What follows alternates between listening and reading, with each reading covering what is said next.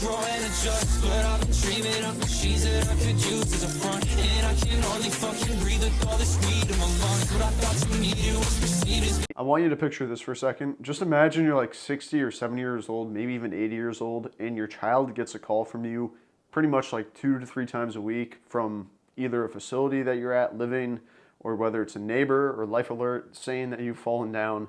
And also just imagine you having to go to like 4 or 5 different medical appointments, maybe even 2 or 3, every single week because you neglected your health.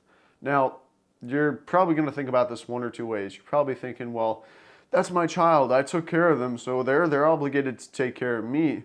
Or you're probably thinking, yeah, that is something that I don't want. I want my child to live their life free and without having to worry about my health, and I want them to flourish throughout their adulthood, whereas I could live peacefully and able-bodied for the rest of my life. Now, two ways of thinking about that. You falling down and getting into accidents every single week and also going to all these medical appointments, that is the lucky side of things. And when I say lucky, I'm not even going to account for a plethora of potential health issues that you could endure throughout your later lives of adulthood, I should say. Anyways, my name is Stan. Today I'm going to be talking about the fact that your family needs you to be fit. And the way I'm going to break this down is pretty much don't be a liability. And there is a timeline throughout your life broken down into 5 different phases, for at least what I broke down, for which you will endure different levels of responsibility and different levels of pain based on, neglecting your health. And I'm just gonna put a forewarning, like, some aspects of your life, timeline-wise, are completely out of your control. And in fact, it's on the parent, ironically, it's on your parent to take care of you in this aspect. And there are other aspects that I would also like to account for, such as socioeconomic status, as well as just finances in general. But there's a lot of excuses that people put into their health, saying that they don't have time and they don't have the money. But I'm going to provide alternatives or ideas that you could do to just live a healthier life, not only for yourself, but for your family, and also influence your family to live a healthier life as well. Now, the 5 different categories that I talk about on this timeline are childhood, young adult years, early parenthood, empty nester, and senior living. Some aspects of your life are completely out of your control, such as your childhood, like your parents choose what you eat, when you eat, and could even influence the level of activity that you have. It's up to your parents ultimately, because you're developing. You don't really know much, right? You don't know anything about nutrition. It's up to your parents. So that's pretty much the only aspect that's out of your control. Now, the next aspect of life is the young adult years. Now, I could go on a rant talking about how this is like the phase of your life that kind of shifts control into your own life, like self-autonomy, essentially. Now, what I want to talk here is pretty much the idea that you gain control around the time that you get a car, you get a job. Now, you could have control without having a car or having a job if your parents are willing to help you if you ask, as long as you have the knowledge, for example, right? So before I even had a car, before I even had a job, I was very lucky to have parents that would buy me groceries that were healthy, so long as I ate them on my own accord and I packed my own lunch. They didn't pack my lunches for me. Or else I was just stuck eating the crappy lunch food that the school offered, which was pretty crappy. Small serving size of corn, some chocolate milk, and some microwave breadsticks at 10 a.m. is just ridiculous. So that's something that I realized, and that's something that I like to put on to other people. You start to also get influenced by people other than your parents, such as your friends, such as other groups, like sports groups, for example. And I just want you to keep that in mind, because this fosters throughout your life. Now, the next part of the timeline I want to talk about is early parenthood. Now, this one is especially important. If you do not set up the foundation to a healthy life throughout your early young adulthood years, I'd say 16 to maybe whenever you have a child, 30 or 25 or however old, then it is your responsibility to be healthy, especially for your child, because more than likely what you're going to eat and your knowledge based on nutrition is going to filter or trickle down to your child. Just be conscientious of that. For example, I see pretty ignorant young parents on TikTok, for example. They're like, here's what I feed my 1-year-old. And they're just deep frying chicken nuggets and french fries and a plethora of vegetable oil. And it's you don't look like you know anything about nutrition, because you're overweight and you're feeding this junk to your child. You're perpetuating and enabling this cycle of unhealthiness. I could talk about the whole idea of childhood because, like, if you grew up fat and overweight, for example, and you kind of have like chronic health issues like asthma, for example, because of you being overweight, you're also more likely to get bullied. So put that into perspective as a parent. Like, you don't want your child to get bullied. You want your child to be healthy, happy, and getting bullied trickles a whole different plethora of issues, such as mental health issues, for example. And where do you think they're going to turn to cope? Food. They're going to turn to food or other unhealthy habits. So just be wary of that. Now, as a parent, especially through early parenthood, it's really up to you to make sure your child is getting the best food nutritionally and staying active and staying healthy. The best way by doing that is by being healthy yourself. As if you are healthy and you are strict with what you eat and your level of activity, it's going to influence your child not only from like a behavioral standpoint, but they're also going to be eating the foods that are healthy as well. So, because you're going to be the one feeding them that, and they're also going to be exercising because you're probably going to be bringing them along to the gym or some sort of class, for example, or signing them up for like youth sports, for example. Now let's move on to the next phase of the timeline. Let's say that you're an empty nester in terms of your child's like 16, 17, 18, going off to college, and they have decided to be healthy on their own accord, sign up for sports, maybe they're a little chunky and maybe they're a little sad and they might be on anxiety medication because of the negative health effects of eating the junk food and neglecting their physical health. But let's say they're at college and they're out of the nest. You did your job as a parent, or so you think. Their life's not over yet in terms of they're just getting started for life. They still have aspirations to probably be a parent. They still have aspirations to probably get married, and it's your responsibility to be there for them. Because by the time you're like 50 or 60, your risk of heart disease and heart attacks significantly go up because of years of abuse of junk food or even saturated fats or anything that pertains to increasing your cholesterol levels or anything that increases your chances of atherosclerosis. So just be conscientious of that.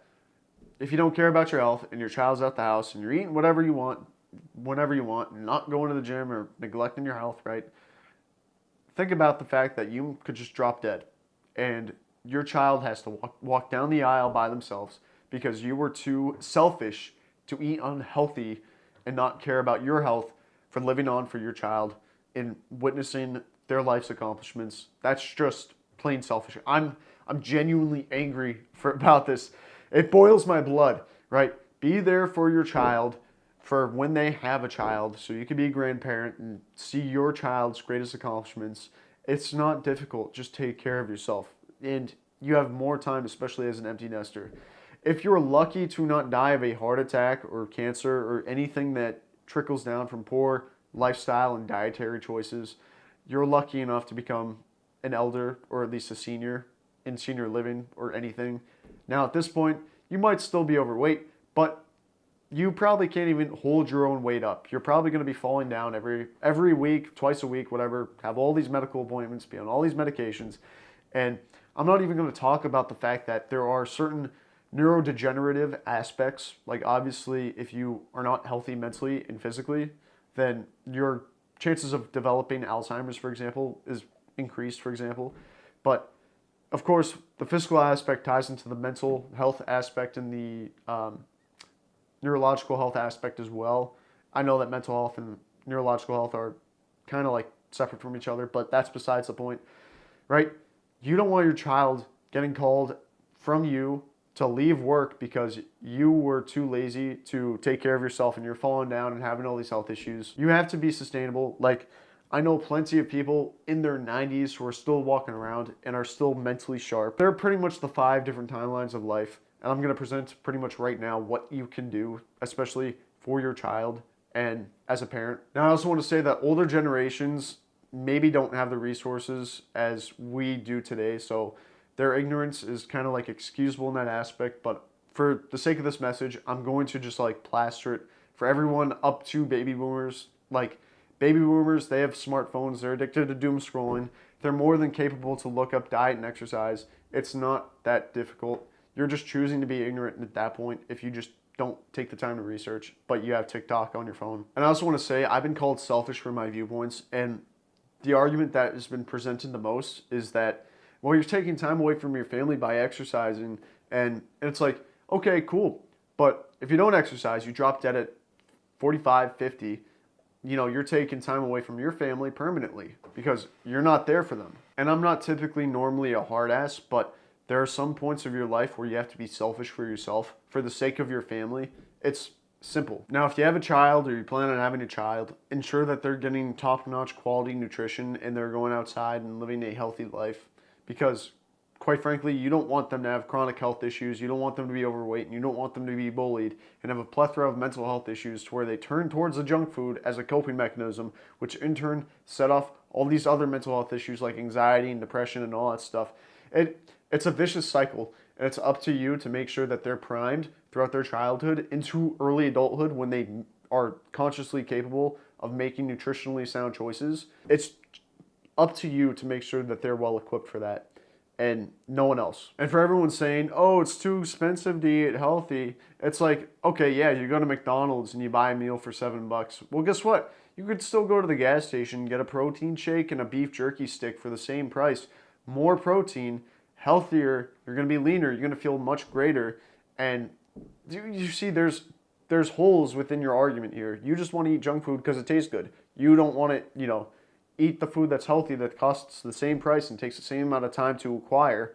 You're just coping. And to put in perspective, you could get a sweet potato for $1, and if you just like poke holes in it with a fork and put it in the microwave for 5 minutes, you get a baked sweet potato. And you could even like get beef jerky, for example, or you could even get like pre-cooked hamburger meat that is pretty much the same price as like a McDonald's burger. Now, as a parent, if you want to make sure that you're healthy for your child, I would urge you to hop on a diet that suits your needs.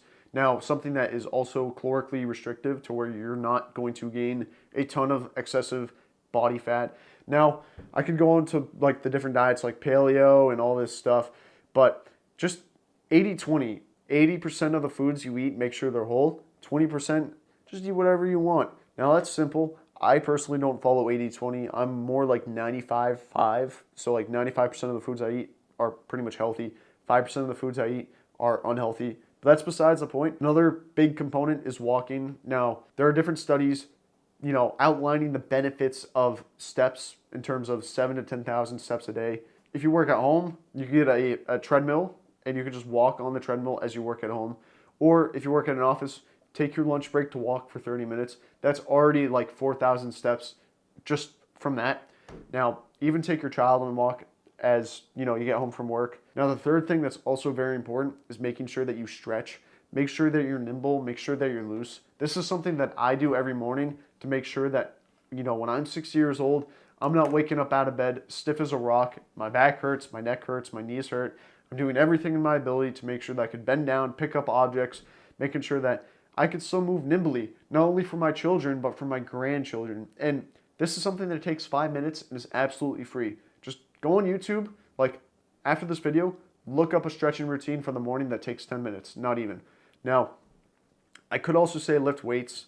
Now, that isn't as necessarily needed, but I definitely recommend it because it's a good discipline to have, and also having muscle mass and strength is important because if you're lucky to make it to be an elder, you're going to be falling down. You lose muscle mass as you get older, and you're going to be falling down more frequently, especially if you don't have muscle mass, which if you're falling down, you're going to be posing a liability to your child. So that's just not good.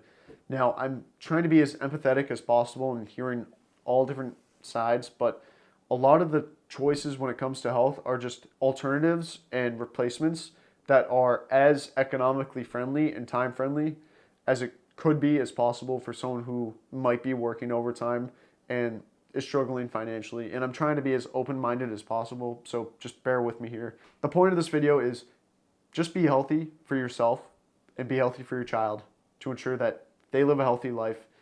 You live a healthy life. They're not responsible for you when you're older, and they live a life that is free from any mental struggle and bullying, for example. And before I end this video, I want to talk about weightlifting one last time. Like, you could go to a gym for 40 minutes 4 times a week and still reap a lot of the benefits.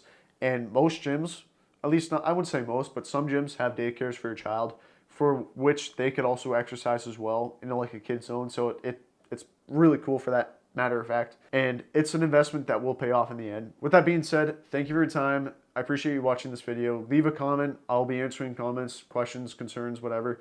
And I appreciate your time. Thank you. Don't think I can stop it. Try writing a pop hit without luck. I don't know what you want.